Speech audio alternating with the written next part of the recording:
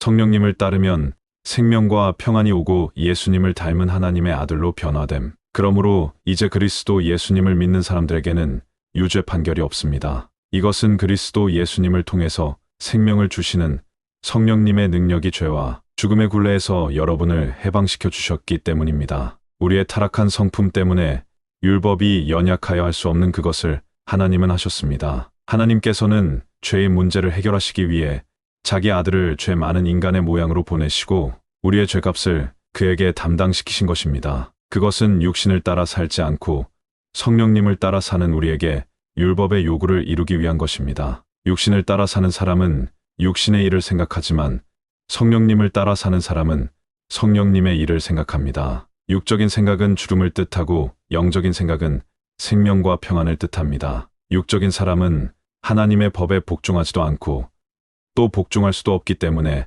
하나님과 원수가 되고 맙니다. 육신의 지배를 받는 사람은 하나님을 기쁘시게 할 수 없습니다. 그러나 성령님이 여러분 안에 계시면 여러분은 육신의 지배를 받는 것이 아니라 성령님의 지배를 받습니다. 누구든지 그리스도의 영이 없으면 그리스도의 사람이 아닙니다. 그러나 그리스도께서 여러분 안에 살아 계시면 비록 여러분의 몸은 죄로 죽어 있으나 영은 의로 인해서 살아있는 것입니다. 죽은 사람들 가운데서 예수님을 다시 살리신 분의 영이 여러분 안에 계시면 그리스도를 살리신 그분이 여러분 안에 계시는 성령님을 통해 여러분의 죽을 몸도 살리실 것입니다. 형제 여러분, 우리가 빚진 사람들이지만 육신의 빚을 지고 육신을 따라 살아서는 안 될 것입니다. 만일 여러분이 육신을 따라 살면 죽을 것이지만 성령님을 통해 육적인 악한 행위를 죽이면 살 것입니다. 성령님의 인도를 받는 사람은 다 하나님의 아들들입니다. 여러분은 다시 두려워해야 할 종의 영을 받은 것이 아니라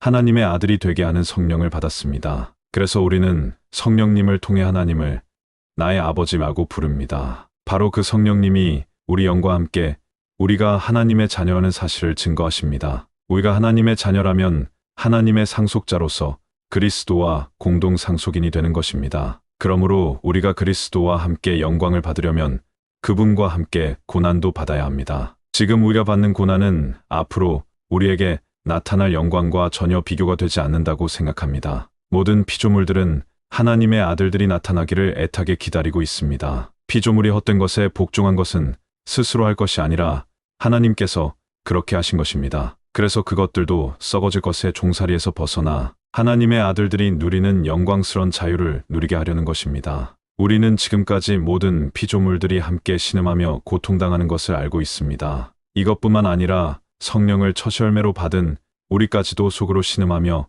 하나님의 아들이 되는 것, 곧 우리 몸이 구원받기를 갈망합니다. 우리는 이 희망 가운데서 구원을 받았습니다. 그러나 보이는 희망은 희망이 아닙니다. 눈앞에 보고 있는 것을 누가 바라겠습니까? 만일 우리가 보지 못하는 것을 바란다면 참고 그것을 기다려야 할 것입니다. 성령님도 우리의 연약함을 도와주십니다. 우리가 어떻게 기도해야 될지 모를 때 성령님이 말할 수 없는 탄식으로 우리를 위해 기도해 주십니다. 사람의 마음을 살피시는 하나님은 성령님의 생각을 아십니다. 이것은 성령께서 하나님의 뜻을 따라 성도들을 위해 기도하시기 때문입니다. 하나님을 사랑하고 그분의 계획대로 부르심을 받은 사람들에게는 결국 모든 일이 유익하게 된다는 것을 우리는 알고 있습니다. 하나님께서는 미리 아신 사람들이 자기 아들의 모습을 닮게 하시려고 그들을 예정하시고 그리스도가 많은 성도들 가운데 맏아들이 되게 하셨습니다. 하나님은 예정하신 사람들을 부르시고 부르신 그들을 의롭다고 인정하시고 의롭다고 인정하신 그들을 또한 영화롭게 하셨습니다. 그렇다면 우리가 이 일에 대하여 무슨 말을 할 수 있겠습니까? 만일 하나님이 우리 편이시라면 누가 감히 우리를 대항할 수 있겠습니까? 자기 아들까지도 아끼지 않으시고 우리 모든 사람을 위해 내어주신 하나님이 어찌 그 아들과 함께 다른 모든 것도 우리에게 아낌없이 주시지 않겠습니까? 하나님이 택하신 사람들을 누가 감히 고발하겠습니까? 우리를 의롭다고 인정하신 분이 하나님이신데 누가 우리를 죄인으로 단정하겠습니까? 그리스도 예수님은 죽었다가 다시 살아나셔서 하나님의 오른편에서 항상 우리를 위해 기도해 주십니다. 그런데 누가 우리를 그리스도의 사랑에서 끊는단 말입니까? 고난입니까? 외로움입니까? 핍박입니까? 주림입니까? 헐벗음입니까?